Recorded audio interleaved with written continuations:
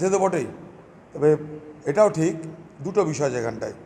প্রথম কথা হচ্ছে, আমি এর আগের দিনই বলেছি, এইভাবে আচার্য পদ, উপাচার্য পদ যাই হোক, যেটা ইউনিভার্সিটির অ্যাক্টের মধ্যে পড়ে, প্রভিশনের মধ্যে পড়ে, সেগুলোর বিরুদ্ধে হঠাৎ করে বিল এনে ক্ষমতার কেন্দ্রীকরণ করার যে মানসিকতা বাংলার মুখ্যমন্ত্রী, তা আমাদের কাছে স্পষ্ট। এবং এটা ঘটনা যে যখন শিক্ষা দপ্তর আজকে দুর্নীতিতে আচ্ছন্ন, আক্রান্ত, ডুবে আছে, নিমজ্জিত হয়ে আছে, তখন মানে আচার্য পদে মমতা ব্যানার্জি বসে যেন একটা সংস্কারের চেষ্টা করছেন, এই একটা বাতাবরণ তৈরির চেষ্টা হবে। এই যেমন ঠিকাদারি করলে তার জায়গা হবে না, ঠিকাদারদের তৃণমূলে জায়গা নাই, এটা কি এতটাই দুর্নীতিতে আচ্ছন্ন আছে, এতটাই বদনাম কুড়িয়েছে, সেখান থেকে সংস্কারের কথা বলছে। অর্থাৎ এখন দিদি আর ভাইপো সংস্কারক হিসাবে নিজেদেরকে জাহির করতে চাইছে, অথচ সবারই সব কিছু জ্ঞানে চুরি হয়, বাটপাড়ি হয়, তার চাকরির টাকা খাওয়া হয়, সকলের সব কিছু জ্ঞানে। কিন্তু এখন তারা এই দলের সংস্কারক হতে চাইছে, অর্থাৎ চোরের দলে থেকে তারা প্রহ্লাদ হতে চাইছে, দৈত্য দলে থেকে তারা প্রহ্লাদ হতে চাইছে। ঠিক আছে, এটা অবশ্যই শিক্ষা দপ্তরের দুর্নীতির দৃষ্টি ঘোরানোর এটা একটা চাল, আমি এটাকে অস্বীকার করতে পারি না। কিন্তু পাশাপাশি রাজ্যপালেরও বোঝা উচিত যে বিধানসভা সরকার, যদি একটা রাজ্য সরকার কোনো বিল পাস করে, তাহলে রাজ্যপাল এরকম বলতে পারে না যে আমি এটাকে পাস করাবো না। রাজ্যপালের এখতিয়ারের বাইরে রাজ্যপালের কথা বলা উচিত না। আপনি কোনো রাইটার দিতে পারেন, কোনো কোশ্চেন করতে পারেন, কিন্তু সেটা সারা জীবনের জন্য নয়। যদি দেখেন আপনি যে কোথাও কনস্টিটিউশনকে লঙ্ঘিত করা হচ্ছে, আপনি নিশ্চয়ই নিজে দখলে রাষ্ট্রপতির সঙ্গে আলোচনা করতে পারেন, কিন্তু আপনি এটা বলতে পারেন না যে আমি অর্ডিন্যান্স বা বিল যাই আনুক না কেন, আমার কাছেই আসতে হবে। আপনি কে? আপনার কাছে গেলে কি হবে? আপনি সেটাকে কি অবজ্ঞা করতে পারেন? একবার পারেন, দুবার পারেন, তারপর আপনি তো আমার থেকে বেশি আইন জানেন। স্বাস্থ্যসাথী প্রকল্পটা এই বাংলায় একটা ঢপের প্রকল্প। এটাতে বেসরকারি যে শিল্প, বেসরকারি নার্সিংহোমগুলো, তাদেরকে মদত দেওয়া হয় দুর্নীতির, একদম পরিষ্কার কথা। আপনি দেখবেন স্বাস্থ্যসাথী প্রকল্পের পর এই বাংলায় নার্সিংহোম ব্যাঙের ছাদা মতো গুজিয়ে গেছে। যে টাকা স্বাস্থ্যসাথী প্রকল্পে দেওয়া হচ্ছে, সেই টাকা যে সমস্ত হাসপাতালগুলো আছে, সেই হাসপাতালের পরিকাঠামোতে, ডাক্তারে, নার্স নিয়োগে, যন্ত্রপাতিতে, ওষুধে খরচা করলে বেশি লাভ হবে। এটা কি করছে? নানা নার্সিংহোমকে সুবিধা পাইয়ে সেখানে একটা বড় কাটমানি খাওয়া হচ্ছে। নার্সিংহোম শিল্প মদত পাচ্ছে স্বাস্থ্যসাথী প্রকল্পের। আমি খুব দায়িত্ব নিয়ে বলছি, এই টাকা স্বাস্থ্যসাথী প্রকল্পে না দিয়ে আপনি হাসপাতালে খরচা করুন, আরও ডাক্তার দিন, আরও নার্স দিন, আরও ওষুধ দিন, দেখুন সার্ভিস বেশি ভালো হবে। ঢপের কীর্তন বন্ধ করুন। রুগীদেরকে শোষণ করা হচ্ছে নার্সিংহোমগুলোতে। স্বাস্থ্যসাথী প্রকল্পে টাকায় সব রুগী সব চিকিৎসা হয় না, আর সেখানে কারচুপি করে নার্সিংহোমগুলোতে অসাধু ব্যবসা চলছে, একদম অসাধু ব্যবসা চলছে নার্সিংহোমগুলোতে, আনএথিক্যাল কারবার চলছে, রুগীকে শোষণ করা হচ্ছে।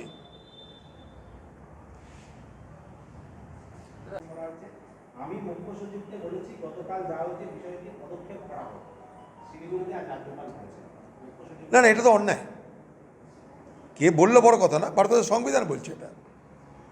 কোর্টের সুমোটো দেখা উচিত, এটা কোর্টের সুমোটো দেখা উচিত, কারণ কোর্টকে হিউমিলেট করা হচ্ছে।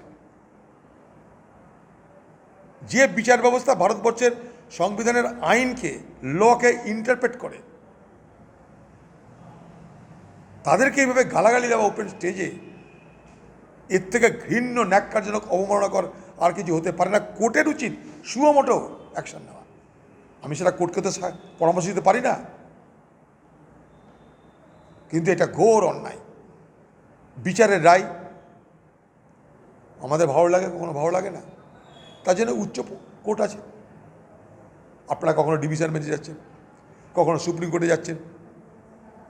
যে বক্তা, সে হাজিরা না দেওয়ার জন্য কোথায় যাচ্ছিল?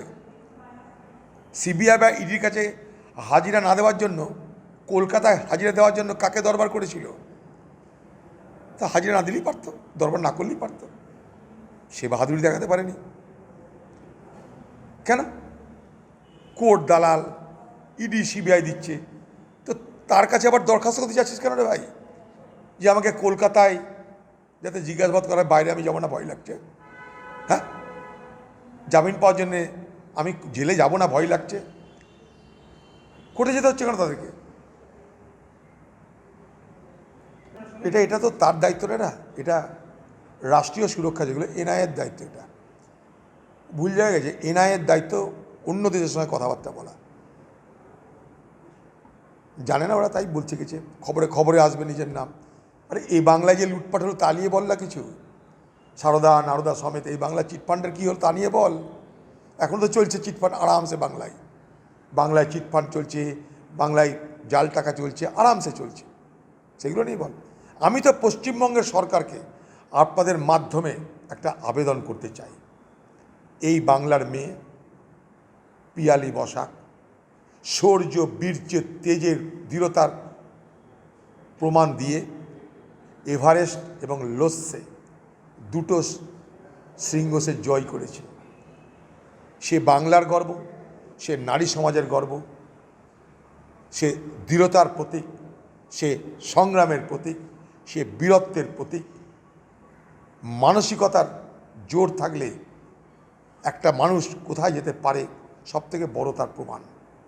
সেই পিয়ালি বসাক অর্থের অভাবে, অর্থের সংকটে সে এভারেস্ট এবং লোসে জয় করার যে সার্টিফিকেট, সে সার্টিফিকেট পাবে কি না তা নিয়ে দ্বিধায় আছে।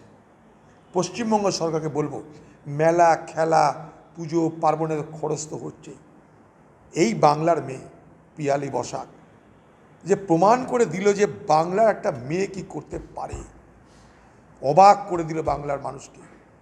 তার এই আর্থিক সংকট থেকে পশ্চিমবঙ্গ সরকার তাকে উদ্ধার করুক, এটা আমাদের নৈতিক দায়িত্ব।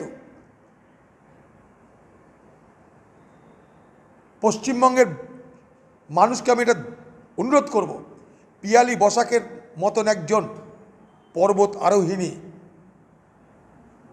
তার আর্থিক সংকট আছে এটা জানতে শুনতে খারাপ লাগছে, এটুকু বলতে পারি। সমস্ত আর্টিকেল ভারতবর্ষের সংবিধানে সব বলে দিয়েছে স্পষ্ট করে। রাজ্যপাল কী পারে, রাজ্য কী পারে, রাষ্ট্রপতি কী পারে, সব বলে দিয়েছে। আপনি কনস্টিটিউশনাল হেড এক্সিকিউটিভের ঠিকই, কিন্তু রিয়েল এক্সিকিউটিভ ক্যাবিনেট তার মুখ্যমন্ত্রী, এটা তো মানতে হবে আপনাকে। অতএব কেউ কাউরির সীমাবদ্ধতার বাইরে যেন কথা না বলে, এটাই একজন জনপ্রতিনিধি হিসাবে আমার সকলকে পরামর্শ, মুখ্যমন্ত্রীকেও পরামর্শ, রাজ্যপালকেও পরামর্শ। যাকে বলা হয় প্রত্যেকের লক্ষণ রেখা। নির্বাচিত জনপ্রতিনিধি তার একটা লক্ষণ রেখা আছে, সরকার তার একটা লক্ষণ রেখা আছে, সরকারের মাথা তার একটা লক্ষণ রেখা আছে, বিচারপতি তারও লক্ষণ রেখা আছে। আজকে বিচারপতিদের যেভাবে আক্রমণ করা হচ্ছে, আমি হতবাক। বিচারপতিদের এই আক্রমণ ভারতবর্ষে আর কোনো পার্টি করেনি। এর থেকে ন্যাক্কারজনক, লজ্জাজনক, ঘৃণ্য, নিন্দাজনক আর কোনো পার্টির মন্তব্য হতে পারে না বলে আমি মনে করি। এটা খুব অন্যায় হচ্ছে। কোর্টকে সরাসরি আক্রমণ করা, সংবিধান কখনো এগুলোকে গ্রাহ্য করে না, গণতান্ত্রিক ব্যবস্থাগুলোকে গ্রাহ্য করে না। সকলের তার সীমাবদ্ধতা আছে। এখানে কেউ লাটের মাঠ আসেনি। মানুষের দয়ায় দুয়ায় কেউ ভোটে যেতে, কেউ লাটের মাঠ আসেনি। এখানে মানুষের ভোটে সবাইকে জিততে হয়, কেউ লাটের মাঠ নয়। আর মানুষের ভোট কারো ফিক্সড ডিপোজিট নয়, কারো পেটেন্ট নয়। নেতারা মনে রাখবেন, একটা বিচারক আপনার পার্টির যেমন ভোটে আপনি বড় হয়েছেন, ওই ভোটে বড় হয়ে সেখানে বসেনি, সে তার যোগ্যতা প্রমাণ করে বিচারক হয়েছে। বুথ লুট করে, ভোট লুট করে, পয়সা দিয়ে লক্ষ্মীর ভাণ্ডার আর কন্যাশ্রী করে বিচারক তৈরি হয়নি। ওটা আপনারা হয়েছেন, জনপ্রতিনিধিরা হয়েছে মানুষকে ঠগিয়ে বোকা বানিয়ে। বিচারকের মর্যাদাটা বাংলায় লুণ্ঠিত করবেন না।